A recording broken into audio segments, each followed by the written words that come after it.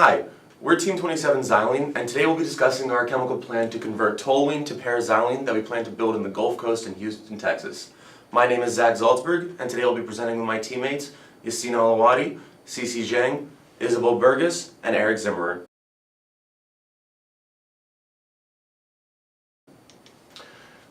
During our presentation, we'll be covering the background information that led us to developing this plant and why we think it might be economically viable.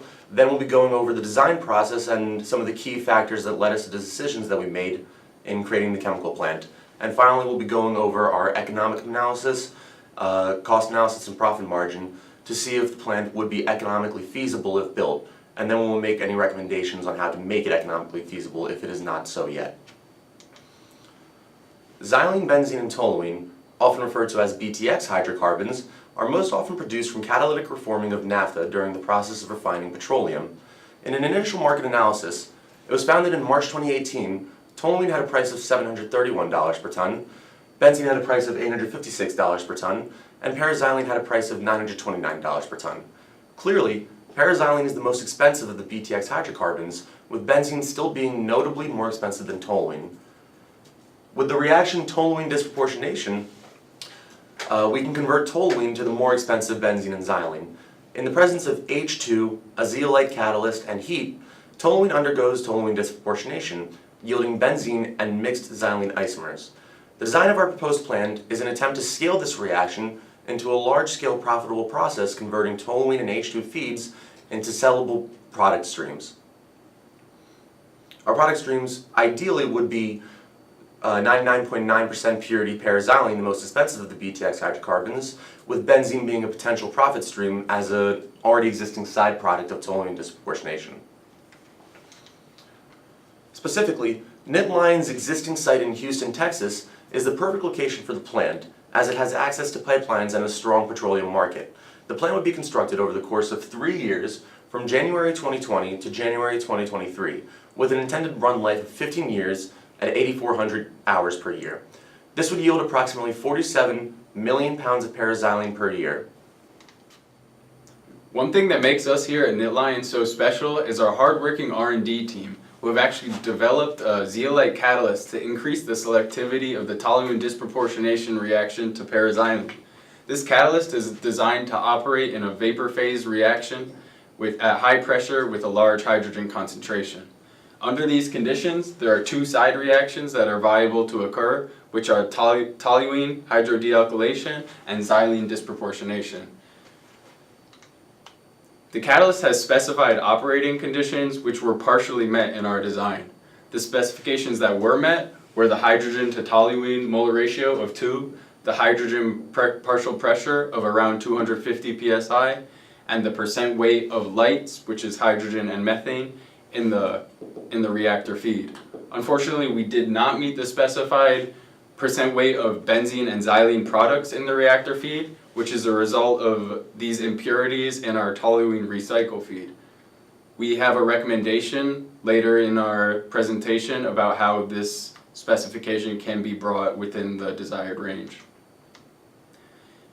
We did meet the two hard specifications that we were given in order to create saleable product, which are the purities of benzene and xylene, but we did not meet the specified recovery and loss values, which means that our revenue was decreased. Finally, because this was an entirely petrochemical process, all of our waste products and all of our products are flammable and they can be easily disposed of with a flare system. This is good because we were able to save money by avoiding any wastewater treatment, and also we can easily account for hazardous conditions can be avoided by just increasing the size of the flare to get rid of excess chemicals. Our reaction requires two feed streams, a liquid toluene stream available at 99.5% with benzene impurities, and a high-pressure pipeline hydrogen stream available at 90% with methane impurities. The toluene feed is pumped to a high pressure and vaporized, then combined with the hydrogen gas to form our reactor feed mixture. We have designed two packed bed reactors to function in parallel. This design is inherently safer because there's less material reacting at once in any one unit. Additionally, having two reactors in parallel allows the reactors to be easily rotated for the catalyst regeneration process. Our zeolite catalyst must be regenerated every 6 months. We have included the cost of a third backup reactor and a catalyst regeneration system in our cost estimate. The reactor products are sent to a flash separator, where the hydrogen stream is recovered and recycled and the remaining products are condensed and separated. In the next phase of our process, our benzene product is distilled to the required 99.9%. Next, a second distillation column produces a purified toluene stream, which is recycled back to the reactor feed. Because the toluene disproportionation reaction is only selective to para-xylene at low toluene conversions, recycling our toluene feed allows us to achieve a high overall conversion of toluene. In the final step, heavier aromatic byproducts are removed from the other xylene isomers. This includes trimethylbenzene. The xylene isomers cannot be separated. They have very similar physical properties and their boiling points are almost the same. Therefore, we have licensed a para-x unit for this process. A para-x unit is a simulated moving bed system designed by UOP specifically for the purpose of purifying para-xylene. Our purified para-xylene stream is recycled back into the para-x feed in order to enhance the purity of our final para-xylene product to 99.9%.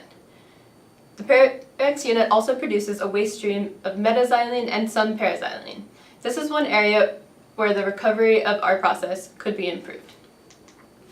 Throughout our process, we have designed a control system to be implemented to control key variables.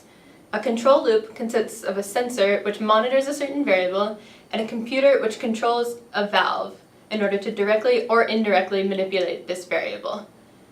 For example, we have designed control systems to control the temperature of streams exiting heat exchangers, the liquid level in a drum, the exit pressure of a compressor, and the ratio between two split streams. We have also added relief valves to some of our units, which will automatically open if the pressure in the unit exceeds a certain point and vent vapor to the flare system. This prevents any explosions due to overpressure. Overall, our control system ensures that our process is automatically maintained at the conditions that it was designed to operate at and makes our plant safer. Now let's talk about economic analysis. To our surprise, the majority of our revenue comes from the benzene byproduct, which adds up to $36 million per year, based on our plant capacity of 47 million pound para-xylene produced.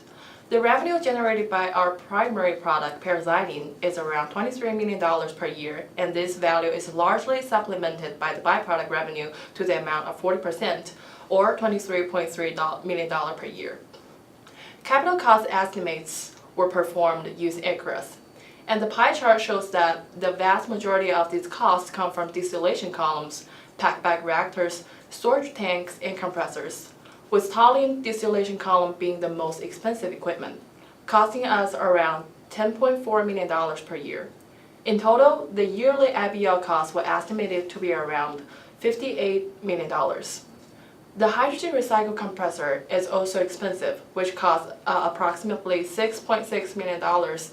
The cost for this type of equipment is rather difficult to reduce since compressors and pumps are required to keep the materials moving and flowing in the desired direction. However, to minimize the cost, the theoretical number of stages of the columns should be reduced to bring down column height, thus saving more money. Our chemical plant was built on an existing site in Houston, Texas, where there's already a lot of basic infrastructures available. However, some modifications and additions are still required to adjust the system to accommodate the increased plant capacity. The OBR capital costs include expenses for site development, cooling water increase, raw material product storage upgrade, and environmental resources treatment. These costs were scaled to the required capacity and escalated to year 2020 using a 2.8% escalation rate. As the pie chart indicates, the majority of the OBR capital costs come from utility upgrade, which costs $1.39 million per year, making our total annual OBR capital cost $8.4 million. After adding the additional team cost, catalyst cost, pre-occupational cost and startup cost, and also our yearly total plant capital cost add up to $98 million per year. According to this pie chart, raw material cost and utility cost make up the largest portion of our yearly cash cost, since the two of them took up 93% of the total expenses. In addition to these costs, we also have some fixed costs which include labor, plant overhead, repair and maintenance, property tax, insurance, and SG&A cost, making the total cash cost of the plant to be $117.2 million per year. Utility costs totaled $84 million per year, which included the cost of diatherm hot oil, high-pressure steam, medium-pressure steam, electric power, refrigeration, cooling water, and para-xylene. From the table above, we can see that electric power takes the largest portion of our utility costs, so in order to improve our current economic situation, the usage of pumps and turbines needs to be reduced and adjusted so power is used with higher efficiency. Following utility costs, our yearly raw material cost totaled $57 million, which include the cost of hydrogen, toluene, zeolite, catalyst, and miscellaneous chemicals.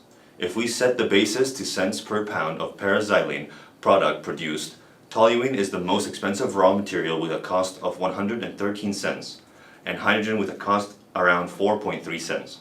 The catalyst and miscellaneous chemicals costs are very minor, so they are not specifically shown to the chart above. Due to the high total capital and operating cost of the plant, as you can see from the bar chart on the left, the plant is not making any profit after the first 3 years of construction is done. In fact, it continues to lose money in the 15-year lifespan of the plant.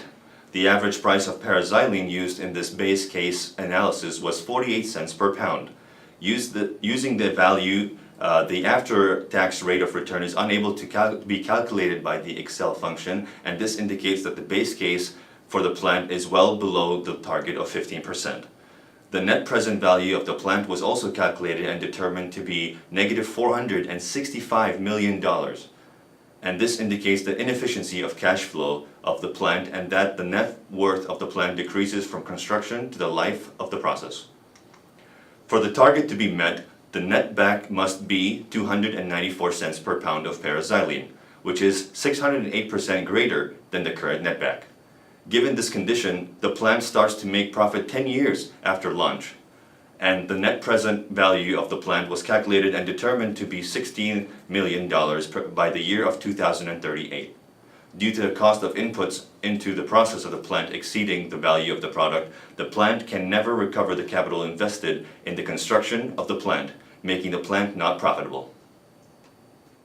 As we mentioned earlier, of our yearly cost, the utility was 55% and the raw materials were only 38%.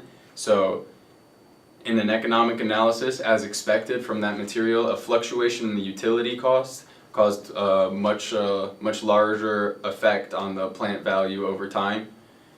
There's an interesting trend in these plant value over time graphs, which is that the effect on plant value becomes greater over time, and this is because the plant won't be operating at 100% capacity early in its lifetime. It'll only reach those values later on. There are several areas where revisions can be made to reduce the cost and that have been identified. The first thing is to reduce compression cost. And due to it holding the majority of the utility cost at 93%, a major improvement would be to reduce the compression cost. To this, we recommend either adding a turbine to the reactor outlet or using fresh hydrogen and getting rid of the recycle altogether. Another way is improving recovery of benzene and para-xylene. Because our recovery of benzene and para-xylene per mole of toluene reacted was 0.78, just out of the spec of 0.85. We recommend adding an isomerization reactor on the mixed xylene stream after the para-x separation to improve recovery of para-xylene, since the moles of para-xylene recovered per mole of toluene reacted is below the desired specification. Also, because catalyst cost ended up being almost negligible, the catalyst could be used much more generously.